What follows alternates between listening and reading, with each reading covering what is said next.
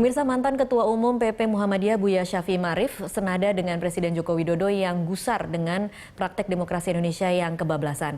Menurut Buya Ma'arif, anak bangsa saat ini telah kehilangan rasa tanggung jawab dalam hidup berdemokrasi. Berikut adalah wawancara Berita 1 TV bersama Buya Syafi'i Ma'arif di kediamannya di Yogyakarta. Presiden kemarin tentang demokrasi yang sudah kebablasan itu secara betul ya. Sebab demokrasi itu baru bisa berjalan kalau ada tanggung jawab dan orang saling menghargai. Sekarang kan pernyataan kan begitu sadis ya, begitu brutal, apalagi di media sosial. Itu menurut saya kalau tidak dibendung itu bukan saja akan merusak demokrasi ya, tapi kultur bangsa ini bisa rusak sama sekali. Dan susah mengontrol ya di medsos itu. Nah, kadang-kadang sebenarnya kenyataan yang sebenarnya tidak begitu parah, tapi di medsos itu sudah begitu rupa. Jadi sudah sangat sangat tidak bertanggung jawab itu. Itu yang saya sedih melihat bangsa ini. Dan di atas itu semua sebenarnya kan apa? Partai politik menurut saya ini sampai hari ini belum pernah dewasa partai politik ini. Dan politisi berkali-kali saya sampaikan sulit mereka atau tidak mau naik kelas menjadi negarawan.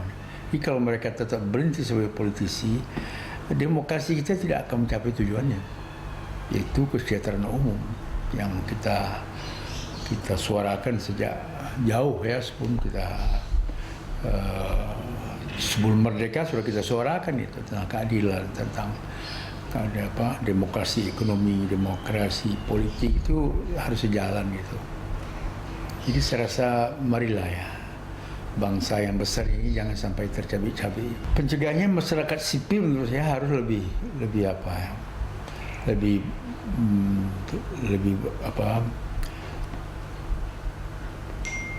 kreatif ya menghadapi di samping negara, pemerintah ya. Tapi masyarakat sipil kita ini memang repot juga ya. Terbelah sekarang sejak adanya demo-demo itu terasa terbelah sekali masyarakat ini sampai ke tingkat yang paling bawah, sehingga kita kadang-kadang sulit ya untuk menyatakan pendapat ya, karena kita tidak tahu ini sahabat kita ini sekarang bagaimana pendapatnya gitu ya. Jadi sampai ke bawah.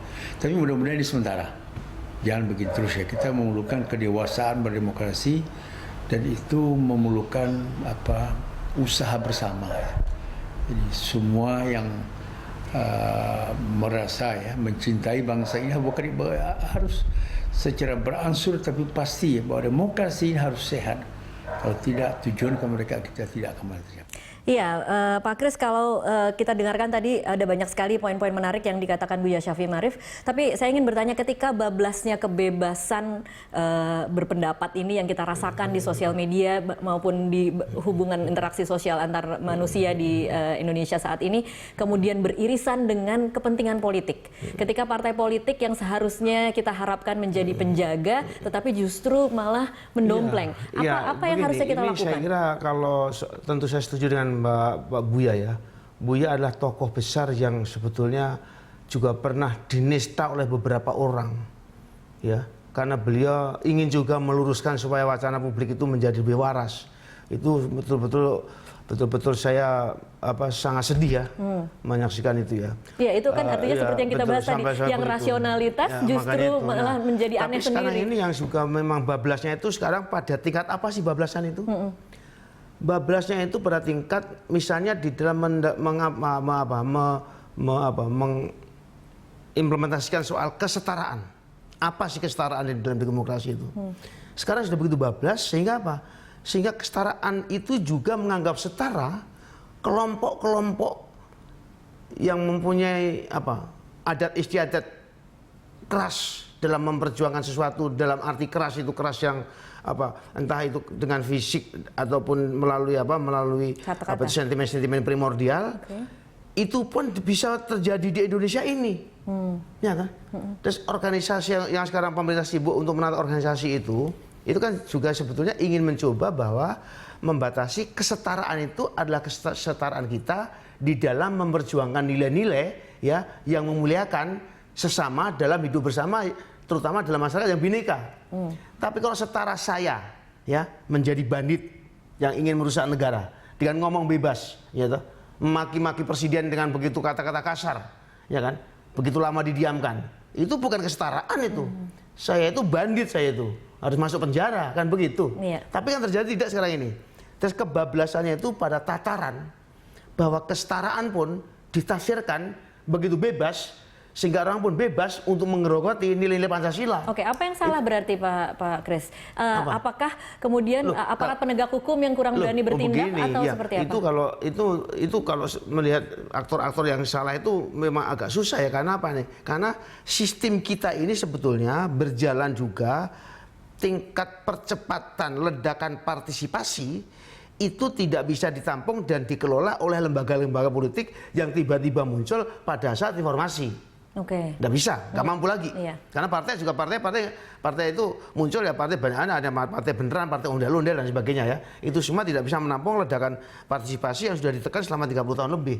Nah, jadi memang kita ada faktor-faktor yang objektif yang menyebabkan kita memang belas seperti ini. Luar biasa. Itu saya mengikuti perjalanan awal dari reformasi itu, misalnya otonomi daerah pun. Otonomi daerah juga terjadi bahwa sampai pemerintah betul-betul macet karena apa? Karena tidak ada hierarki. Iya. Struktur tidak ada sama sekali. Nah, dan segala macam bisa terjadi lah ya, sampai sekarang ini. Nah, oleh karena itu dari mana sih kalau awalnya itu mau dimulai? Sebaiknya sekarang diawali dari pernyataan presiden yang sudah begitu jelas, ya. Itu saja dijadikan titik tolak. Bagaimana sekarang ini sebetulnya tentu ada landasan yang untuk jangka panjang. Jangka panjang apa? Revolusi mental di benar-benar. Ya kan? Bahwa bagaimana kita membangun karakter bangsa Indonesia ini revolusi mental. Dari mana? Dari pendidikan. Pendidikan seperti apa? Pendidikan yang membangun karakter manusia. Ya kan? Karena demokrasi itu kan akhirnya apa? Kembali kepada manusia. Tapi terobosannya apa? Terobosan sekarang ini adalah Pak Jokowi memang meneruskan program-program ad hoc yang dilakukan sekarang ini, membangun infrastruktur dan lain sebagainya di seluruh Indonesia ini, ya, kemudian disertai dengan penegakan hukum yang tegas dan terukur. Itu kemudian mungkin baru mulai. Karena begini, Pak Jokowi ini juga ada kesulitan untuk membangun basis politik dia, mendapatkan legitimasi untuk menjadi presiden. Karena apa? Karena dia tidak punya partai. Iya. Betul-betul dia sekarang ini tentu ada partai seperti tidak punya partai. Mendukung, ya. Iya. Tapi kan tidak partai-partai yang memang secara kasarnya, secara fanatik untuk membela mati-matian. Nah, oleh karena itu Pak Jokowi juga mencoba untuk menjadi seorang populis. Populis itu apa sih? Populis untuk bekerja nyata. Ini kerja saya banyak loh, ya. Sudah begitu banyak infrastruktur dan sebagainya dibangun. Tetapi proses untuk membangun kepercayaan rakyat berdasarkan kerja ini kalah cepat dengan apa? Dengan isu-isu apa primordial, produksi kebencian, kebohongan yang akan menghantam dia. Ya, siapa yang menghantam dia ini? Bermacam-macam. Tidak cuma orang yang dikatakan garis keras, tapi orang-orang yang kenyamanannya turun, itu pun ikut menyerbu juga itu. Baik, kita akan lanjutkan nanti Pak Kris di segmen selanjutnya. Pemirsa tetaplah bersama kami.